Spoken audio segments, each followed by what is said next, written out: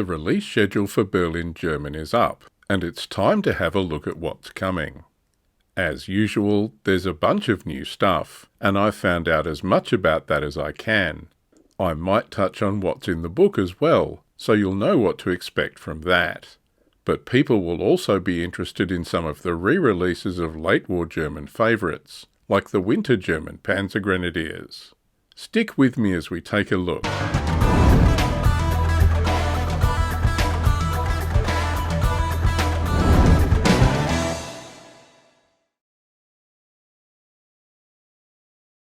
Berlin, German is the last Berlin book for Flames of War, and its release brings late war to a close. Or does it? I'm not sure if everyone has seen the Berlin, German livestream Wayne and Peter from Battlefront did with modelling for Advantage, but Pete teased that there might be another post-war release to come. It's not clear if that would be like a 1946 era release, or maybe like a late war Leviathans. Detail was scarce, but it will include a plastic mouse and IS-3 kit. Maybe check out the livestream recording if you want to check that out. So let's say that Berlin, German is the last historical release for late war. So let's have a look at what's coming. German forces are always popular on the release schedule. Berlin, German is due out on April 15th. The release covers the German forces during the last months of the war, the period from January to May 1945. This is a desperate period for the Germans, who are cobbling together defensive formations from whatever they can find, mixing veteran forces alongside Volkssturm and Hitlerjugend, and fielding obsolete panzers taken from training units while introducing advanced IR night fighting technology. The Berlin release covers all of this. April 15th is the first wave. This follows the same sort of pattern as previous releases. It includes the Berlin German book, the German Tank Training Company starter box, and the Berlin unit card and command card packs. Later waves through April and May will cover individual platoon boxes, as well as quite a few infantry re-releases. Many of these are figures that haven't been available since version 3, like the winter versions of Panzergrenadiers, and they're going to be popular. The book is a full-colour A4 hardback with 130 pages. Like other version 4 sourcebooks, there's a mix of historical information, army lists and formations, as well as some special rules and missions especially for Berlin. Historical summaries of the Battle for the Rhine in the west and the Soviet winter offensives in the east tell the story of the worsening situation for Germany as their forces are pushed back into Germany proper. Specific operations include Operation Solstice, Unternehmen Sonnenwende, a failed spoiling attack by 11th SS Panzer Army meant to slow down the Russian advance. No Berlin book could fail to mention the Zalo Heights. The 9th Fallschirmjäger Division, supported by armoured units including Panzer Division Müncheberg, mounted a desperate defence of the Oder River crossings and the approaches to Berlin. Other operations like the Halber Pocket and the defence of Berlin give a real sense of the desperate final days of the Reich. But the main thrust of the book is the new German formations. You get 8 new formations in the book. 3 of these are from Panzer Division Clausewitz, the last tank formation created by Germany during the war. This includes IR-equipped Panthers, Stug assault guns, and Panzersturm armoured infantry. Other formations reflect the ad hoc nature of German formations, with Panzer battle groups, 2 tank training companies, and Berlin battle groups. These are very flexible formations, comprised of a mix of veterans often leading green troops, and equipped with a mix of whatever equipment was available. Berlin Fallschirmjägers round out the formations. These aren't elite paratroops by this stage of the war. They're green units of replacements who are nonetheless fearless and aggressive. Some of the support options are specific to Berlin, like the Waffentrager and Kleinpanzer Wanze tank hunters. I believe you can choose to use support from the Bulge book instead, but these unique Berlin units will have a lot of appeal. Germany is relatively densely populated, and the book adds rules for German terrain, as well as for city fighting. This will help games capture the flavour of playing through the devastated towns of Germany, or even Berlin itself. Berlin German adds 2 new missions, Blood on the Streets and Night Attack. You can play these as standalone missions, or there is a suggestion for a linked Berlin campaign of 5 games. I think these linked campaigns are a great idea, and Battlefront obviously does too. They've made them available as a free download on the website whether you buy the Berlin German book or not. To make these battles more interesting, there are rules for obstacles and fortifications. As well as minefields and barbed wire, the rules cover machine gun nests, bunkers, street barricades, and even panzer turret bunkers. And, of course, the night attack mission has night fighting rules. Most of these are the standard night fighting rules for Flames of War, but with some German units getting infrared sights and the specialist Uhu IR searchlights, that adds some extra options. Painting guides and product listings round out the last of the book. Due out at the same time are the command cards and the unit card packs.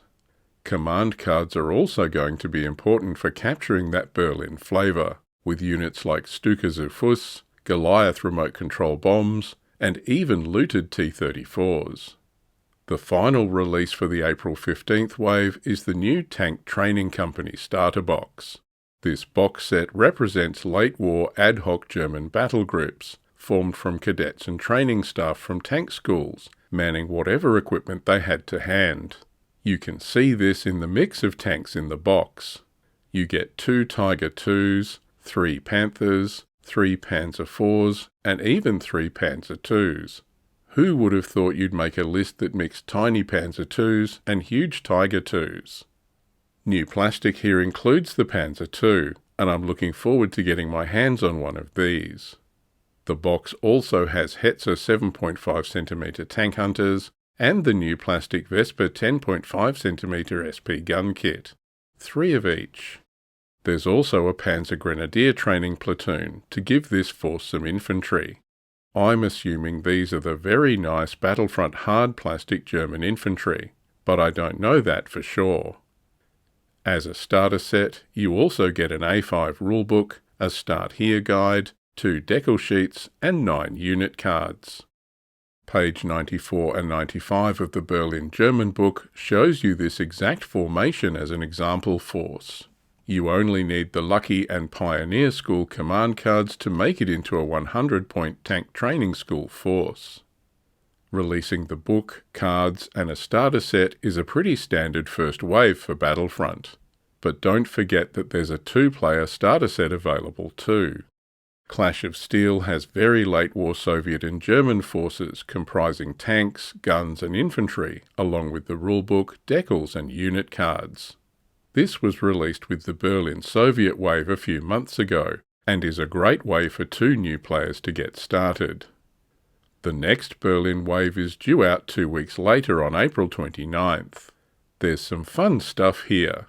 This includes the platoon boxes for the plastic Panzer II kit and the Wespe SP artillery.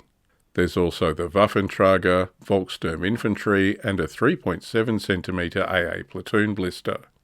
In the MfA Livestream, Pete said when the company started to produce plastic kits, he would never have believed Battlefront would make a Panzer II kit. But here it is. It might seem an odd choice for a release covering 1945, but Panzer IIs were still being used for tank crew training. As such, these obsolete tanks were available for some of the last battles of the war. The Panzer II tank platoon box contains 3 tanks. The unit cards will be in the Berlin German unit card pack. I've managed to get hold of this sprue image for the kit. It looks pretty simple. I'm looking forward to building and reviewing it. Battlefront are good at future-proofing their plastic kits to cover more than one variant. I note this kit has 2 hulls, and both cupola and simple hatch options for the turret. I'd be very surprised if this plastic kit can't be built for an early war or mid-war desert setting too, replacing resin and metal versions. The other new plastic platoon box is the Wespe artillery battery box. Wespe is a 10.5 cm self-propelled howitzer designed to provide mobile fire support to panzer divisions. The box has 4 vehicles. Again, this plastic kit will be able to replace earlier resin and metal versions in other periods.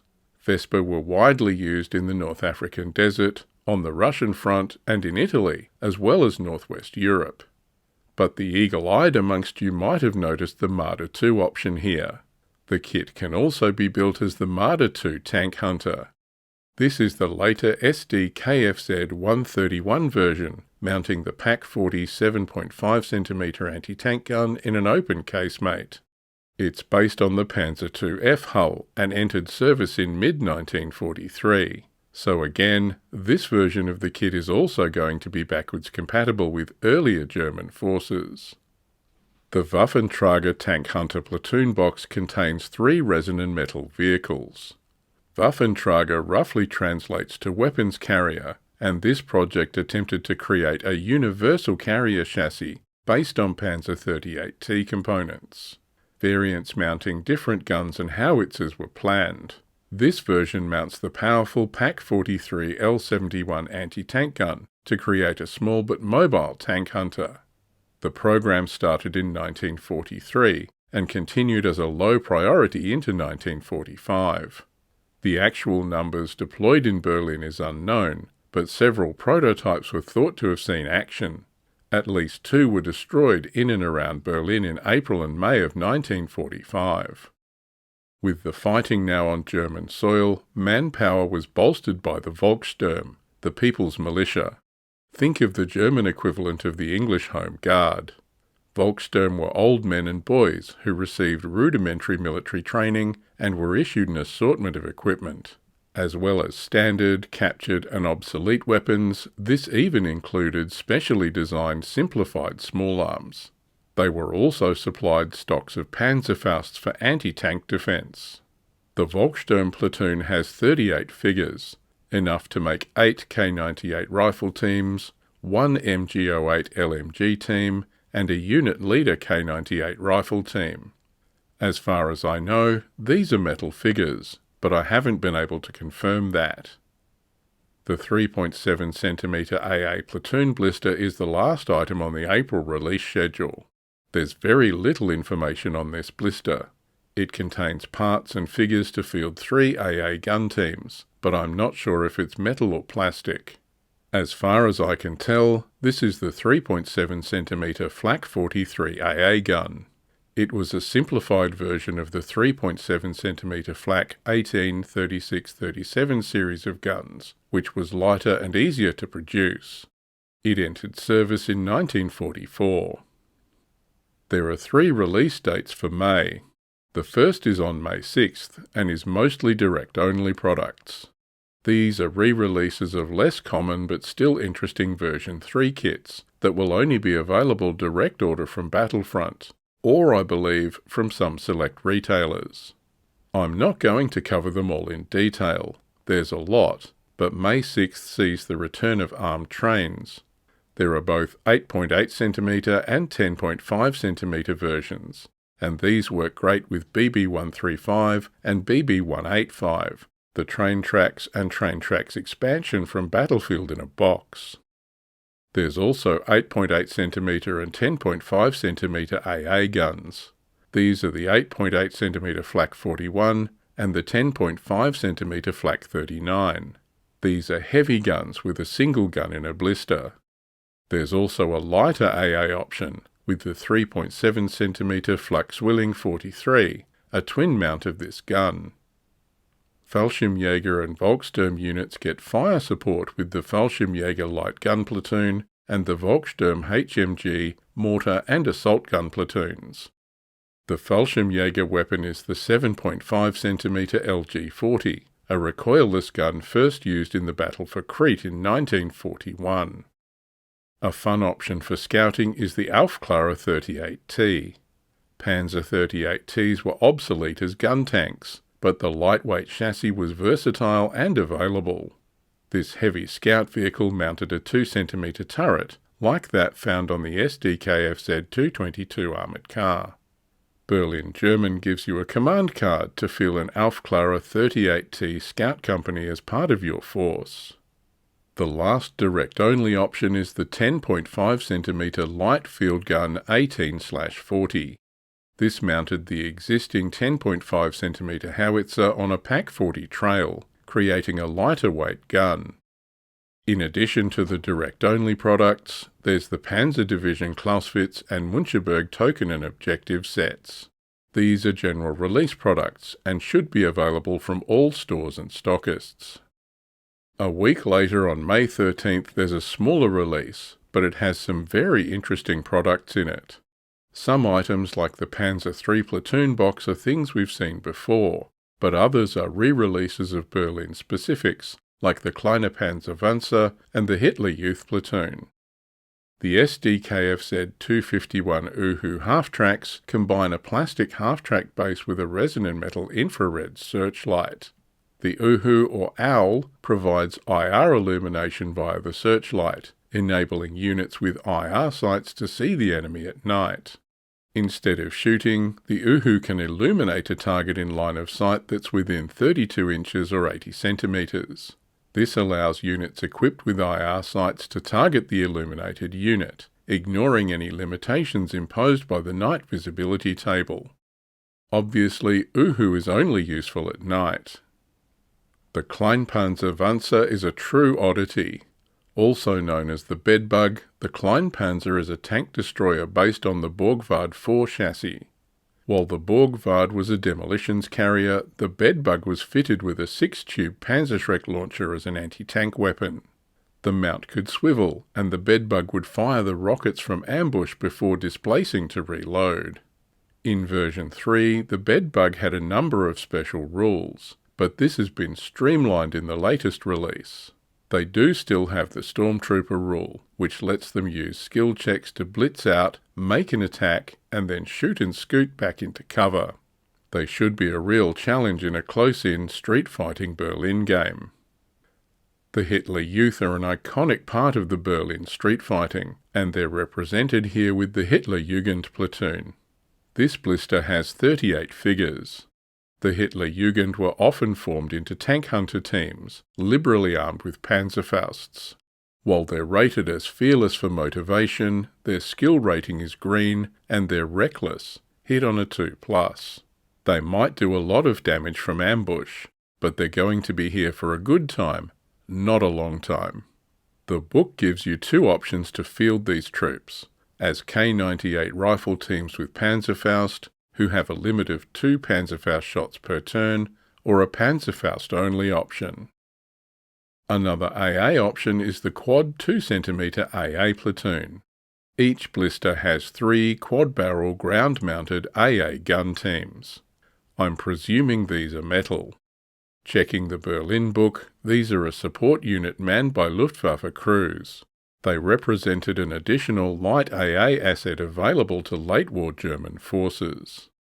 The book also talks about bunkers, nests, minefields and barricades. Street barricades are due to return here. These represent debris, furniture, sandbags and even disabled vehicles piled up to stop the Soviets' advance through the streets. As well as obstacles to the enemy, the barricades provided cover for the defenders. The rules for street barricades are part of the obstacle rules on page 105. Barricades are short terrain and provide bulletproof cover. They're impassable to tank and gun teams. Infantry teams need to pass a skill test to cross them. Version 3 had rules for gapping street barricades, but I couldn't find anything in the Berlin German book to allow this. Not sure if that's a deliberate choice for version 4, or something we'll see addressed in lessons from the front at some stage. The final Berlin German release wave announced is on May 27th, and again it's direct-only releases. This is almost all winterized infantry and infantry support units. These will allow players to mix their Panzergrenadier figures up, with the sculpts having winter uniforms. A lot of people will be very happy to see the return of the Winter Panzergrenadier platoon. There's enough figures here to make 6 MG42 teams and an MG42 HQ team. There are some figures armed with Panzerfaust, although platoons are usually limited in how many of these they can fire each turn. Figures are dressed in a mix of greatcoats and reversible camouflage smocks. Other releases include 8cm mortars and MG42 HMG platoons, as well as anti-tank groups and an artillery group. These give your Panzergrenadier support options the same winter uniforms as the Grenadier troops. These are all re-releases of older figures, and I think these will probably be in metal, but don't quote me. The other option I will mention is the Panzersturm platoon. These are specialised assault infantry platoons armed with STG-44 assault rifles and Panzerfausts. They were often mounted in half-tracks, and some of these were even equipped with IR equipment. The combination of firepower from the half-tracks and assault rifle-equipped troops made the Panzersturm specialists at aggressive assaults. You can field assault rifle-armed Panzersturm troops using GE-788, the escort platoon from Bagration, but this Berlin set, GE-848, has IR sights sculpted onto the STG-44s. That would be a pretty strong drawcard if you plan to use these guys at night. So that's the release schedule for Berlin German over April and May. There's a lot of fun stuff in here for German players, and I think it really captures the desperate last days of the German Reich. Units are a chaotic mix of veterans, green troops, and even militia. Equipment ranges from massive Tiger IIs down to Panzerschrecks nailed onto surplus demolition vehicles, plus the tragedy of 13-year-olds with Panzerfausts hiding in the rubble, attempting to ambush seasoned Soviet assault troops. For all that this release is an interesting addition to Flames of War, there's still a sense of the human tragedy of it all. The releases also range from a nice shiny new Panzer II plastic kit through to re-releases of popular figures like the Winter Panzergrenadiers. And who doesn't want to get a look at the Waffentrager and bedbugs? There's something here for everyone. I was surprised at the variety in the lists as well. I wasn't expecting the range of variation in the formations, the tank training companies, Berlin battle groups, Hitler Youth. There's a lot in here. And the night fighting rules, barricades, bunkers and so on gives you so many options about how to play these lists too. Berlin battles give you lots of opportunities to mix things up, rather than just a 6x4 table with a road, town and a couple of trees. The linked campaign helps this too.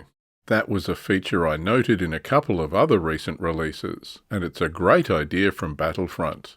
Well worth exploring. In summary, I liked this all more than I expected to, and it has more possibility and variety than I was expecting.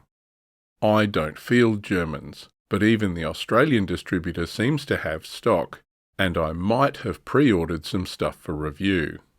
What are you most excited for? If you're a German player, are you more interested in playing the formations of Tiger IIs and Panzergrenadiers from Bulge, or do you want to try out the cobbled-together formations in the desperate struggle on Berlin streets? What products are you most excited for in Berlin German? Let us know in the comments. Thanks for watching. See you next time.